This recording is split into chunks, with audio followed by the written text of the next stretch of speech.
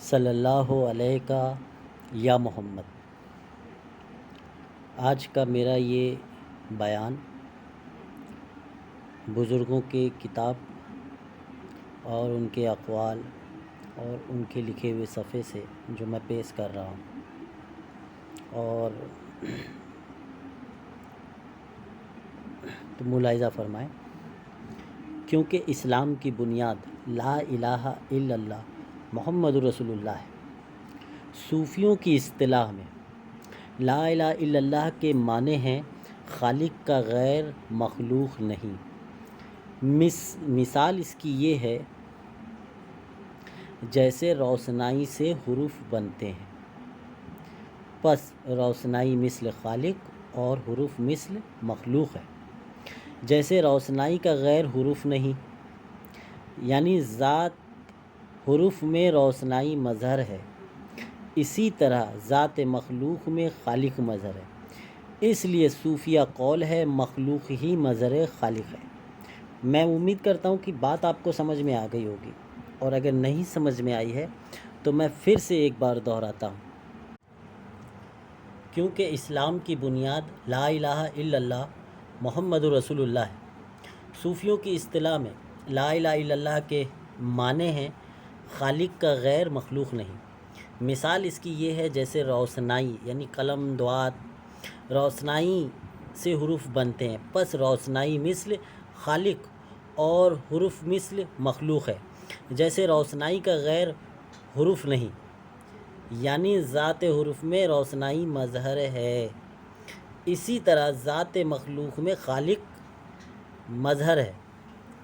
اس لیے صوفیہ قول ہے مخلوق ہی مظہر خالق ہے، اور خالق و مخلوق کی خوبصورتی کا نام محمد ہے۔ جی، خالق و مخلوق کی خوبصورتی کا نام محمد ہے۔ اس سے ثابت ہوتا ہے کہ جہاں بندہ ہے وہیں خدا ہے، اور وہیں خدا کی خوبصورتی۔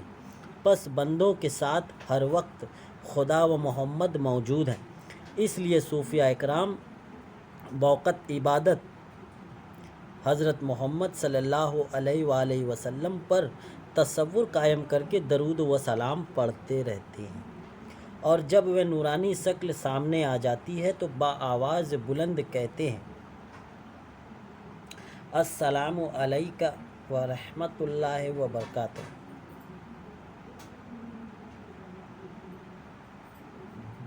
یعنی السلام علیک علی النبی ورحمۃ اللہ وبرکاتہ۔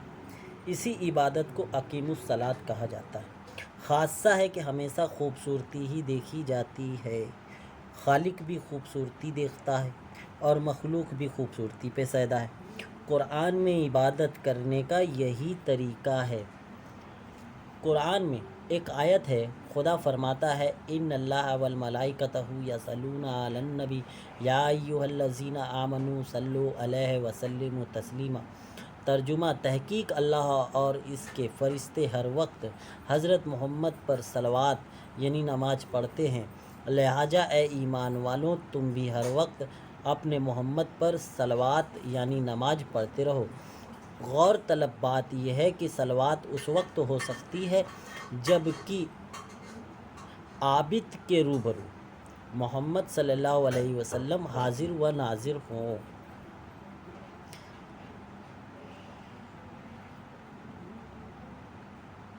پس ظاہر ہے کہ خدا اور فرشتوں کے سامنے ہر وقت محمد موجود ہیں، تب خدا اور فرشتے صلوات پڑھتے ہیں، اور خدا ایمان والوں کے لیے بھی اسی طرح صلوات پڑھنے کا حکم فرماتا ہے۔ آپ دیکھ رہے ہیں کلام پاک کی یہ جو آیت میں نے تلاوت کی، اس کا جو مفہوم ہے، اس سے یہ پتہ چلتا ہے کہ اللہ اور اس کے فرشتے ہر وقت صلوات کرتے رہتے ہیں، صلوات کرتے رہتے ہیں، اور ہمیں بھی یہی حکم ہے کہ ہم بھی کرتے رہیں ایمان والوں پر۔ تو صلوات اس وقت ہو سکتی ہے جب جو ہے تو حضور صلی اللہ علیہ وسلم حاضر و ناظر ہو، کیونکہ اللہ کے روبرو ہر وقت حضور صلی اللہ علیہ وسلم حاضر و ناظر ہیں، اللہ سے دور نہیں، اور جو فرشتے ان پر صلوات کر رہے ہیں ان کے روبرو ہر وقت حاضر و ناظر ہیں۔ تو حیات النبی کا راز سمجھنے کی ضرورت ہے، جو میں اس سے پہلے پیچھے بیان کر چکا ہوں، اس پہ غور و فکر کریں گے تو آپ حیات النبی کی روشنی کو سمجھنے میں آپ کو آسانی ہوگی کہ اسی طرح صلوات پڑھنے کا حکم فرماتا ہے۔ اسی قاعدے کی روح سے امام غزالی نے فرمایا ہے کہ بوقت عبادت اپنے دل میں نبی صلی اللہ علیہ وسلم کو حاضر کرو اور آپ کی شخصیت پر تصور قائم کر کے کہو السلام علیکہ ایھا النبی ورحمۃ اللہ وبرکاتہ۔ اسی وقت حضور سلام کا جواب مرحمت فرماتے ہیں۔ احیاء العلوم جلد اول صفحہ 107، اس کتاب میں آپ کو یہ امام غزالی رحمۃ اللہ علیہ کا حوالہ مل جائے گا۔ پس صاف ظاہر ہے کہ خدا، رسول، قرآن، حدیث اور بزرگان دین کے اقوال کے مطابق صوفیوں کی عبادت ہے، جس کو اقیم الصلاۃ کہتے ہیں۔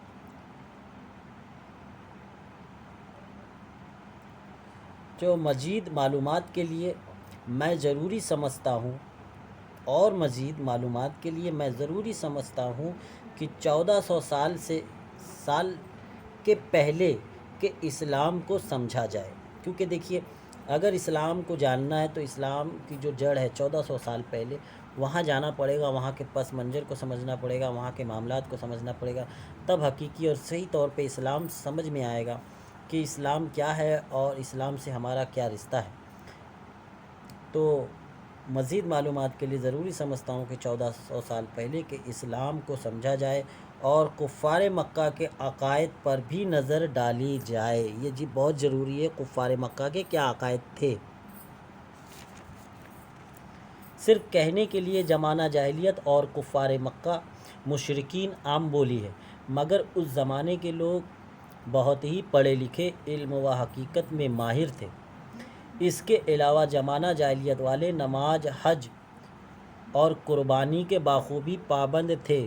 جی نماز، حج اور قربانی کے بخوبی پابند تھے، اور ایک خدا، میرے الفاظ کو غور کیجئے گا، ایک خدا اور خدا کا گھر اور عبادت کے وقت جلفا کو معبود سمجھتے تھے، جیسا کہ قرآن سے ظاہر ہو رہا ہے کہ پوچھا گیا ان سے کہ آسمانوں اور زمین کو کس نے بنایا ہے۔ زمانہ جاہلیت والوں نے جواب دیا اللہ غالب اور علم والے نے بنایا ہے۔ آج قرآن۔ پھر پوچھا گیا کہ تم کو کس نے پیدا کیا ہے؟ انہوں نے جواب دیا اللہ نے۔ پھر پوچھا گیا کہ زمین اور آسمان بنا کر چاند و سورج کو کام میں کس نے لگا دیا ہے؟ جواب دیا اللہ نے۔ پھر پوچھا گیا کہ کون برساتا ہے پانی کہ مردہ زمین زندہ کرتا ہے؟ جواب دیا کہ اللہ کرتا ہے۔ دیکھیے سورہ عنکبوت۔ پس قرآن سے بخوبی ثابت ہے کہ زمانہ جاہلیت والے ہر بات اور ہر کام میں اللہ کو مانتے تھے۔ کس کو مانتے تھے؟ اللہ کو مانتے تھے۔ یہ کہنا بالکل غلط ہے کہ وہ اللہ کو نہیں مانتے تھے، بالکل سراسر کالا جھوٹ ہے اگر کوئی کہے کہ وہ اللہ کو نہیں مانتے تھے۔ جی میں اسماعیلی مسلمان، ابراہیمی مسلمان، مکہ کے سرزمین پر جو پہلے سے مسلمان تھے، میں ان کی بات کر رہا ہوں، کیونکہ ان سے پوچھا گیا جب کہ تم اللہ کو مانتے ہو تو غیر اللہ کی عبادت کیوں کرتے ہو؟ بھائی اللہ کو مانتے ہو تو غیر اللہ کی عبادت کیوں کرتے ہو؟ سورہ البقرہ۔ یعنی بتوں کی پرستش نہ کرو۔ تب انہوں نے جواب دیا، میں کیونکہ بزرگوں نے یہاں پہ زیر و زبر کے بغیر عربی لکھی ہے تو تلفظ میں گڑبڑ ہوگی، اس لیے میں ڈائریکٹ ترجمے پڑھ رہا ہوں زیادہ۔ تو یعنی بتوں کی پرستش نہ کرو۔ تب انہوں نے جواب دیا نہیں پرستش کرتا ہوں، مگر اس لیے کہ خدا سے قریب کرے، یعنی خدا کی پرستش کرتے تھے اور بتوں کو خدا کے پاس سفارشی سمجھتے تھے۔ آپ بات سمجھ گئے ہوں گے کہ ان سے پوچھا گیا کہ تم اللہ کو مانتے ہو اور غیر اللہ کی عبادت کیوں کرتے ہو؟ یعنی بتوں کی پرستش نہ کرو۔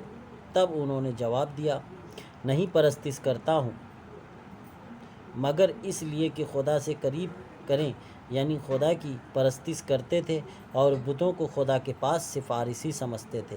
پس قرآنی آیتوں سے ثابت ہے کہ زمانہ جاہلیت کے وہ مذہبی علماء، کفار و مشرکین خدا کو بھی مانتے تھے اور بتوں کو جلفا سمجھتے تھے۔ کسی کو ہرگز یہ خیال نہ قائم کر لینا چاہیے کہ وہ لوگ خدا کو نہیں مانتے تھے یا وہ پڑھے لکھے نہیں تھے، بتوں کو خدا کہتے تھے یا بتوں کو خدا کہتے تھے، ایسی کوئی بات نہ تھی۔ وہ سب عالم، فاضل اور خدا کو اچھی طرح مانتے تھے۔ عرب کی علمی قابلیت اور شعر زبانی کا سارے عالم میں سہرا تھا، اور خود عرب والے اپنے کو اہل زبان کہتے تھے اور غیر عرب کو گونگا سمجھتے تھے۔ وہ مذہب ضرور مانتے تھے مگر اپنے مذہب کی حقیقت سے ناواقف تھے۔ جی ہاں، وہ مذہب ضرور مانتے تھے مگر اپنے مذہب کی حقیقت سے ناواقف تھے، اسی لیے انہیں جاہل کہا گیا۔ جب کہ حضور نے فرمایا لا الہ الا اللہ، اس کلمے کو سنتے ہی عرب کے وہ اہل زبان سب کے سب گونگے ہو گئے۔ گویا حضور کا یہ پہلا شجرہ تھا کہ حضور خود امی تھے جن کے پاس کسی دارالعلوم کی سند نہ تھی، مگر آپ کی زبان مبارک سے ایک چھوٹا سا کلمہ سنتے ہی عرب کے پڑھے لکھے مذہبی لوگ چاروں خانے چت ہو گئے۔ جیسا کہ قرآن شریف سے ظاہر ہوتا ہے کہ حضور نے جب فرمایا کہا گیا زمانہ جاہلیت والوں سے انکار کر دیا، اور صرف انکار ہی نہیں کیا، حضور کی شان اقدس میں گستاخی کرتے ہوئے کہا کہ تم جیسے دیوانہ شاعر کی بات کیسے مان لیں گے اور ہم اپنے جلفا کو چھوڑ دیں گے۔ سورہ الصافات آیت نمبر 35 اور آیت نمبر 36۔ اب ناظرین اکرام کے لیے قابل غور بات یہ ہے، کہنے اور سننے کے بالکل چھوٹا سا کلمہ ہے۔ جی، لا الہ الا اللہ کی آپ نے دعوت پیش کی تھی، جس کے مقابلے میں یہ لوگ آل فال کہنے لگے کہ کہنے اور سننے میں تو بالکل چھوٹا سا کلمہ ہے مگر اس کا اثر جو ہے تو بہت بڑا، کہ سارا عرب تھر تھرانے لگا، چونکہ زمانہ جاہلیت والوں کا عقیدہ کہ خدا آسمان پر ہے۔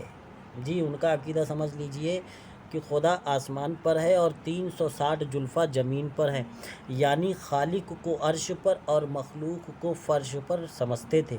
مگر لا الہ الا اللہ سے ان کے مذہبی عقائد کی تردید ہو رہی تھی، کہ کیونکہ کلمہ طیب کا معنی مطلب وہ سمجھ رہے تھے۔ جی، جو اس کا صحیح معنی مطلب ہے وہ سمجھ رہے تھے، بھئی ان کی زبانی عربی تھی، کہ مخلوق سے الگ کہیں خالق نہیں، جیسے لا الہ مانے نہیں مخلوق،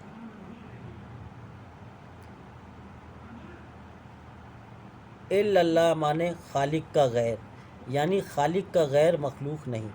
مثال کے طور پر ایک قول ہے ان اللہ علی کل شیء قدیر، پس دنیا کی ہر شے پہ وہ قدرت اس طرح ہے جیسے سونے کی اینٹ سے کوئی زیور بنایا گیا۔ جی، میں نتیجہ پیش کر رہا ہوں کہ جیسے سونے کی اینٹ سے کوئی زیور بنایا گیا، وہ دنیا کی ہر شے پہ وہ قدرت اس طرح ہے جیسے سونے کی اینٹ سے کوئی زیور بنایا گیا۔ وہ زیور بھی دراصل سونا ہے مگر بناوٹ کے بعد زیور کا نام پڑ گیا۔ کاش زیور کے نام اور شکل پر یقین کر لیا جائے تو سونے کا ذکر نہیں رہ گیا۔ اگر زیور اپنے اصل یعنی سونا کو تلاش کرے تو سونا خبر دیتا ہے کہ اے جیور ہم تجھ سے بالکل قریب ہیں، تیرا اول آخر ظاہر باطن سونا ہے، نام اور شکل کی نفی کر دے سونا نظر آ جائے گا۔ اسی طرح خالق سے مخلوق بناوٹ کے بعد مخلوق اپنے نام اور شکل میں ظاہر ہے۔ ہزاروں نام ہیں الگ الگ مخلوق کے، اب اسی ناموں میں وہ گم ہے۔ خالق کا ذکر نہیں رہا، مگر مخلوق پر خالق قادر ہے، محیط ہے، اور آیت میں تیرے شے رگ سے زیادہ قریب ہے۔ اگر مخلوق کے نام اور شکل کی نفی کر دی جائے تو صرف خالق ہی خالق نظر آئے گا، جیسا کہ قول قرآن ہے کہ زمین اور آسمان کے درمیان کوئی شے خدا کا غیر نہیں، اگر خدا کے ساتھ اس کا غیر بھی ہوتا تو دونوں کا نظام درہم برہم ہو جاتا۔ سورہ انبیاء آیت نمبر 22۔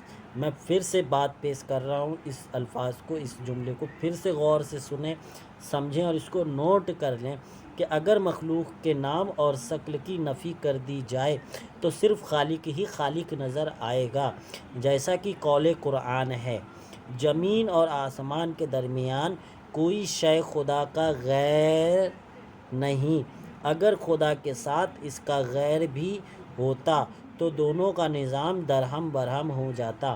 سورہ انبیاء آیت نمبر 22۔ پس جب کہ سورہ سعد کے نزول پر قریش کے 25 سرداروں پر حضور کے چچا حضرت ابو طالب علیہ السلام سے درخواست کی کہ آپ کے اپنے بھتیجے سے، یعنی 25 سردار آپ کی بارگاہ میں آئے حضرت ابو طالب کی، اور ان سے التجا کی آپ اپنے بھتیجے سے ہمارا فیصلہ کرا دیں، کیونکہ ان کی باتوں سے قوم قریش کا عقیدہ اور مذہب ستیہ ناش ہوا جا رہا ہے۔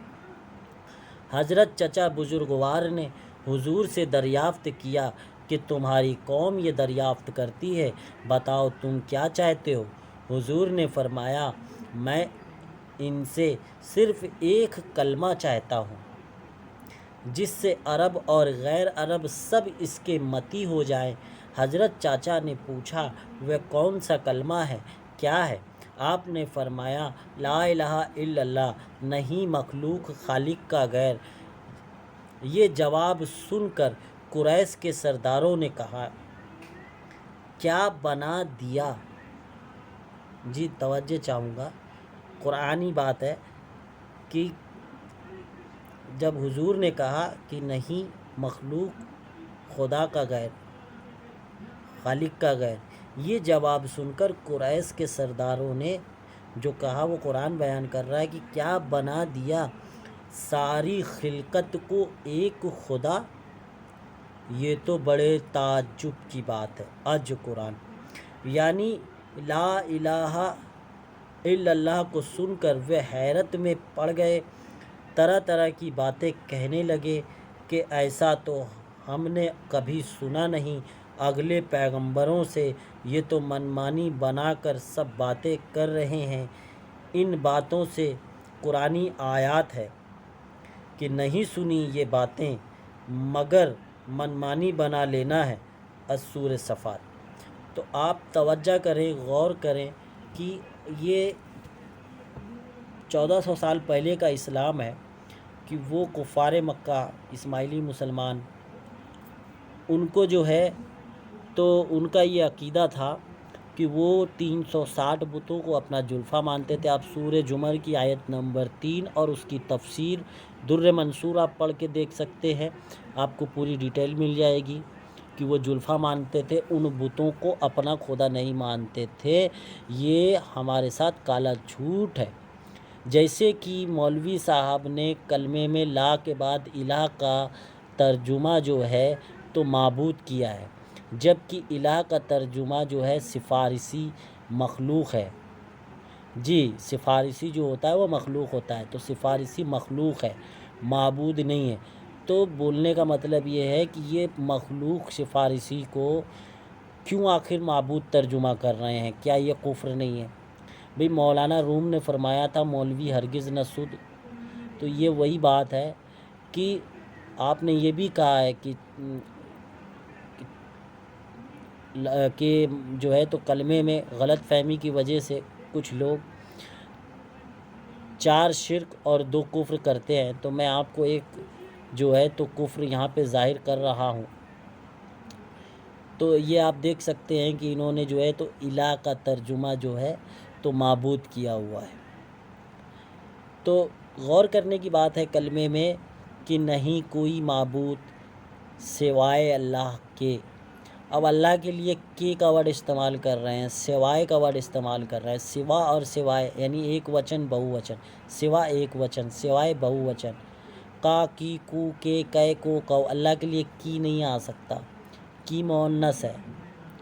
اب دیکھیں اللہ کے لیے کا استعمال کرنا چاہیے تھا، کہ جو ہے تو گروپ کے لیے آتا ہے۔ اللہ کی ذات جو ہے تو واحد ہے، جمع نہیں ہے، تو یہاں گروپ والا ورڈ جو ہے بہو وچن ورڈ اللہ کے لیے استعمال نہیں کرنا چاہیے تھا۔ تو آپ دیکھ سکتے ہیں کہ یہ آج تک ابھی کلمہ ہی نہیں سمجھ پائے ہیں۔